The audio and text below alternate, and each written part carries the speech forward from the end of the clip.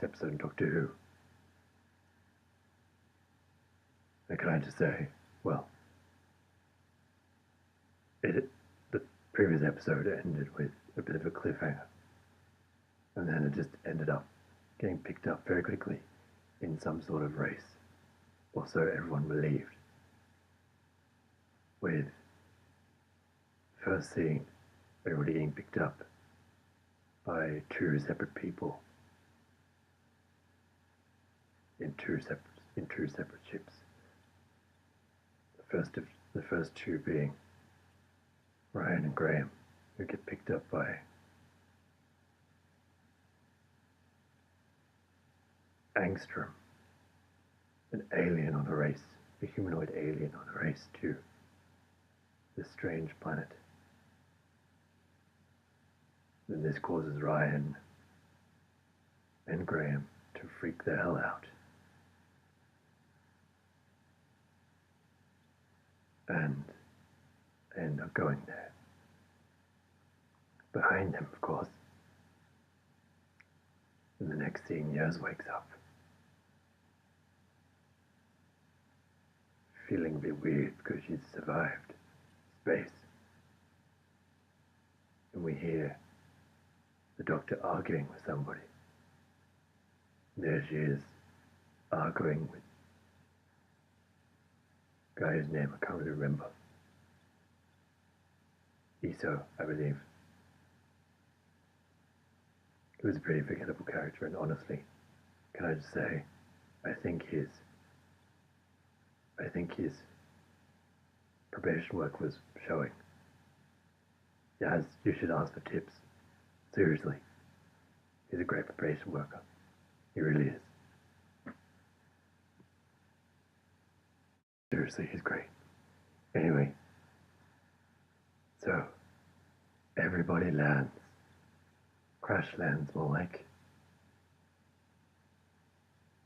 Graham and Ryan land safely, but the Doctor, Epso, and Yaz crash land nearly on top of them. And there you have it. That's all the action from the entire episode.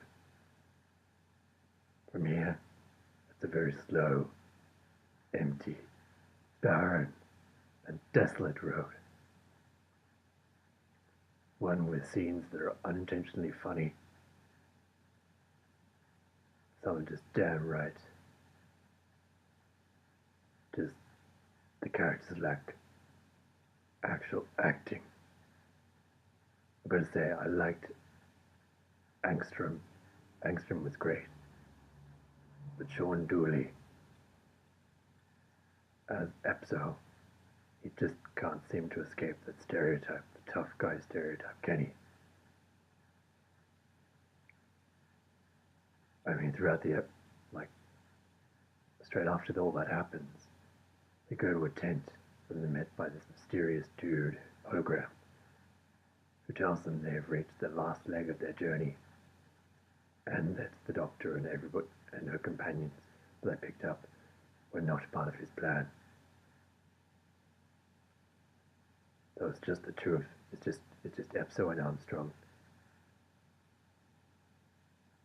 Not Armstrong. Beg your pardon. Angstrom. Don't shoot me. I'm a pacifist. Speaking of pacifists, did anyone love when the Doctor went, or Spock on Angstrom on the boat? Seriously, just saying. That was very good. So basically, before that, in the tent, backtracking a little bit, they find out that they are on a very, very barren, deadly planet. And they're warned that don't touch the water and don't travel at night. But we don't know why, because we haven't seen anybody. It's like a desert planet. There's nothing there. I'd be screaming, is anybody there? But there isn't anybody there. No, I'm sorry, only. Seriously though. they're given a boat to travel across the water because eventually the doctor finds out that the water has billions of flesh-eating microbes inside it. So don't touch the water. So they have to travel across it in a boat, which has been provided. And so Ryan and Graham think because the boat is busted that they need to fix it. And they get all macho with the doctor, at which point she just tells them basically, I got this, you don't know what you're doing. Just leave me to it. Because I know what's really going on. And she finally tells Graham in the episode, finally tells Graham to quit with the negativity. My God, he's such a whinger. Anybody else agree? My God, never shuts up. Sounds like he needs a bit of power of love.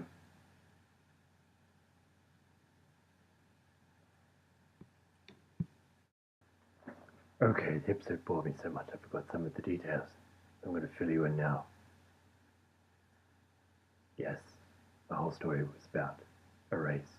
And yes, in the tent where the doctor found out it was a race, she finds that the ghost monument is in fact the TARDIS. There, I said it. Okay, you happy now? I was like, oh yes, they finally fixed the boat. And then they go on a journey. But before that, I gotta say I loved how the doctor got Epso in the whooshy finger hold. Not really, I'm kidding. But seriously though, that was hilarious.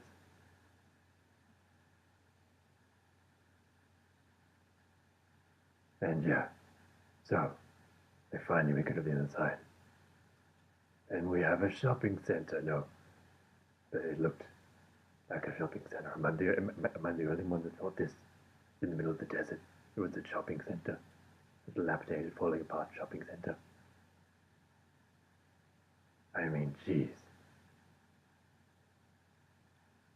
So anyway, I decided to take shelter and fight, search the ruins and see what's going on. At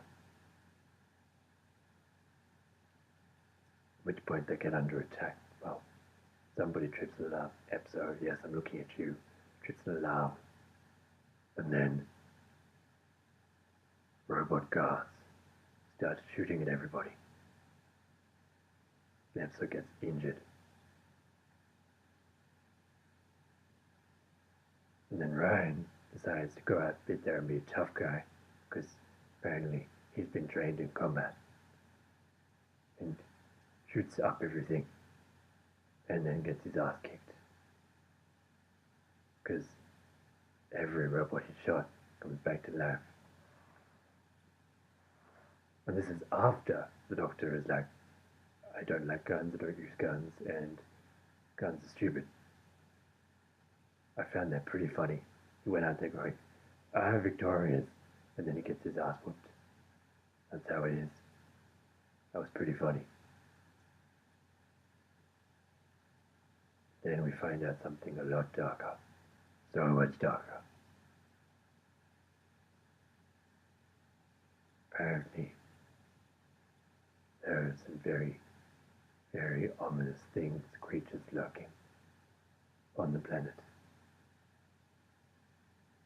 Very ominous.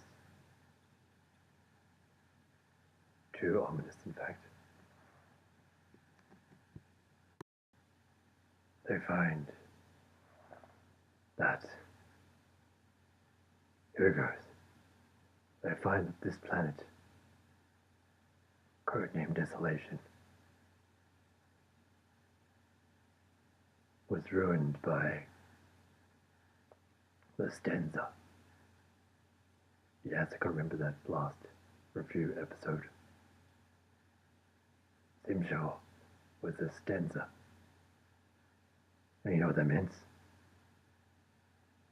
They kidnapped scientists to conduct experiments to create new weapons of destruction. They came up with one of the deadliest things in them all. So deadly I can barely speak about it. So nasty. So deadly. It's, well,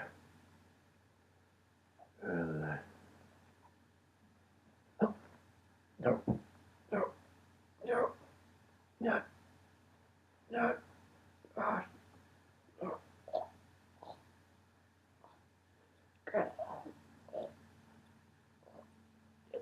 chemical, oh God, oh God, oh God, it's killing me.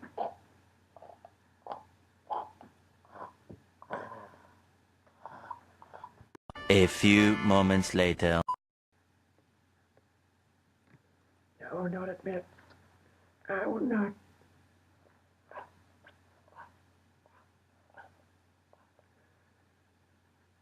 You're a terrible villain. You have no lie.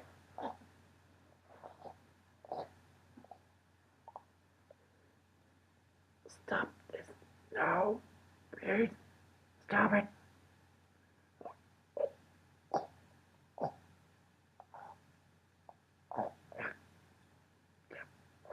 Let me read it.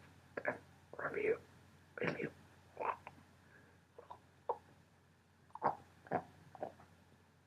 You fuck. Oh, okay. Now rewind a minute. We find out earlier in the episode that Epso is carrying around with him a very special self-lighting cigar. Althusian cigar, which apparently took a very, very long time to make. It's extremely expensive. But more importantly, here's the thing, it can self-light with a click of your hand. And that's what kills these. Never tell them. Damn it. God. Wait. I don't want something bad like this. Come on. Alright, that's it. Okay, alright, okay. Now, where was I? Oh yes. They can be killed with a cigarette because the atmosphere outside is, well, the area where they were in acetylene gas, which is highly flammable. It smells like garlic. It's lighter than air, extremely flammable. And they burned everything, they burned it all.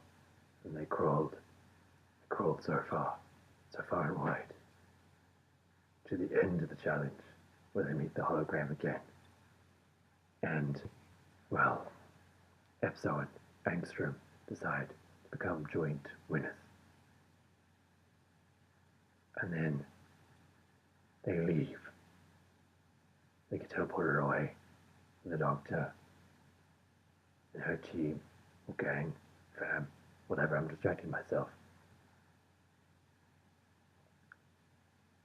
Feel like they've been stranded there with no hope. And then she hears the TARDIS. And then she sees it's redecorated. And I gotta say, first impressions of the TARDIS I thought weren't that good. I didn't like it. I thought it looked like a junkyard. But now seeing it in a different light with all the lights on, it looks good. It's growing on me. So there we go, we have the TARDIS. And there it is. There is the Grass Monument. Pretty, all in all, bland episode with not much going on. almost as desolate as the planet that it was based on. But really, ultimately, it was based on a very, very important dude. I think you all know his name.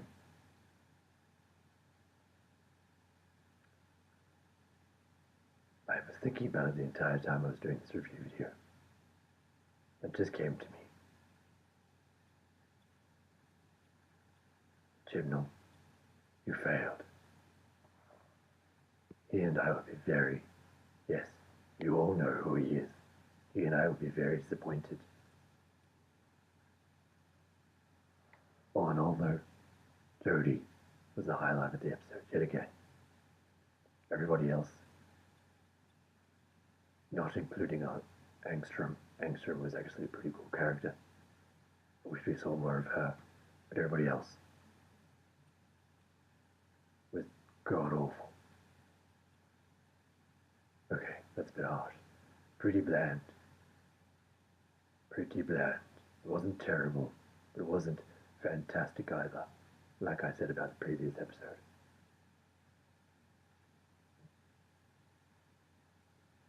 I'll see you next time for Rosa.